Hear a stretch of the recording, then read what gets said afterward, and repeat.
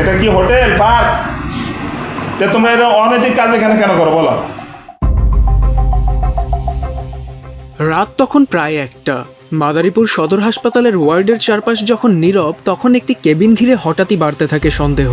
কারণ কিছুক্ষণ আগে পেটের ব্যথার কথা বলে রোগী সেজে কেবিন নিয়েছিলেন এক ব্যক্তি, কিন্তু অসুস্থতার ভান করে চিকিৎসা নিতে নয়, তার ছিল ভিন্ন এক উদ্দেশ্য। কাগজে কলমে তিনি চিকিৎসা নিতে আসে একজন রোগী, কিন্তু মধ্যরাতে তার কেবিনে গোপনে ঢুকে পড়েন এক তরুণী। এরপর ভেতর থেকে দরজা বন্ধ করে দুজনের অবস্থান আর আচরণে সন্দেহ আরও ঘনীভূত হয়। শেষ পর্যন্ত পাশের রোগী ও স্বজনদের নজরে পড়ে যায় বিষয়টি, আর সেখান থেকেই প্রকাশ্যে আসে হাসপাতালের কেবিনে মধ্যরাতের এই চাঞ্চল্যকর ঘটনা। জানা যায়, ভর্তি হওয়া ওই রোগী মাদারীপুর সদর হাসপাতালের একজন প্রাইভেট অ্যাম্বুলেন্স চালক। অভিযোগ, টাকার বিনিময়ে ওই তরুণীকে কেবিনে আনার পরিকল্পনা করেই অসুস্থতার ভান করে ভর্তি হয়েছিলেন তিনি।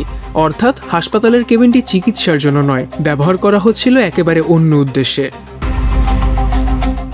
নিঝুম রাতে কেবিনের দরজা ভেতর থেকে বন্ধ করে দেন দুজন, কিন্তু পাশের রোগী ও স্বজনদের চোখে এড়ায়নি তাদের সন্দেহজনক চলাফেরা। এক পর্যায়ে জানালা দিয়ে উকি দিতেই ভেতরের দৃশ্য দেখে চমকে ওঠেন তারা। আপত্তিকর অবস্থায় ধরা পড়েন এই দুইজন। মুহূর্তেই খবর ছড়িয়ে পড়ে পুরো ওয়ার্ডে। ক্ষুব্ধ স্বজনরা খবর দেন দায়িত্বে থাকা আনসার সদস্যদের। পরে আনসার সদস্যরা দ্রুত ঘটনাস্থলে পৌঁছে কেবিনটি ঘিরে ফেলেন এবং অ্যাম্বুলেন্স চালক ও তরুণীকে সেখানেই আটকে রাখেন।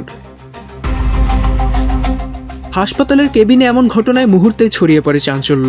ঘটনাটি শুধু কেবিনে একজন নারী প্রবেশ করাকে ঘিরে নয়, বরং সরকারি হাসপাতালের মতো একটি স্পর্শকাতর জায়গাকে কিভাবে ব্যক্তিগত অনৈতিক কর্মকাণ্ডের জন্য ব্যবহার করা হলো, সেটিই এখন সবচেয়ে বড় প্রশ্ন হয়ে উঠেছে।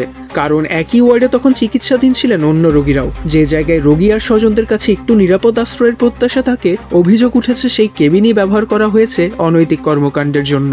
মধ্যরাতের এই ঘটনা এখন মাদারীপুর হাসপাতালের নিরাপত্তা ও কেবিন ব্যবস্থাপনা নিয়েও প্রশ্ন তুলেছে। এই যে হাসপাতাল ওকে নিয়েছে, ওর সম্পর্কে কি হয়? তোমার মেয়েটা কি হয়? তোমার ইয়াং একটা মেয়ে কি হয় সম্পর্কে? তোমার গার্লফ্রেন্ড? ছেলে কি হয় তোমার? হ্যাঁ ভাই। ওমর ফারুক সাজ্জাদ, বাংলা টিভি।